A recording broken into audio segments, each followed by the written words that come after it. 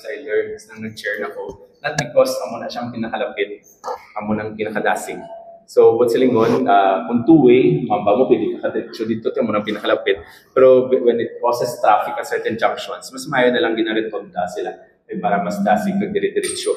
So, remember, there's 2 lanes available, pero kung one-way ka lang na, pwede kaya ka-overtake, samtang kapahigad ang modernized bus, abi ka pick-up pasero, pwede kaya ka-una. May naga-delivery daw, pwede kaya ka-una. Pero kung two-way gid siya nga 2 lanes, hindi nga napundo kagid kung anong kakatapos sa one side. So far, that would be status quo lang taanay until we're ready to makita na nga kaya gid two-way. Councilor, last clarification na lang sa ordinansa sa road closure yung pasarang black kayo na. Ano man ang sa ginakayo man?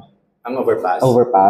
Sa other matters lang to kagina kita naman nag-ngayo pa ko. Ang SM wanted to repair ang overpass. Okay. Not the San Rafael overpass. Ay, hindi. Ang SM. Ang nagka-connect sa Strata. So, may welding at sila nga obrahon, repair.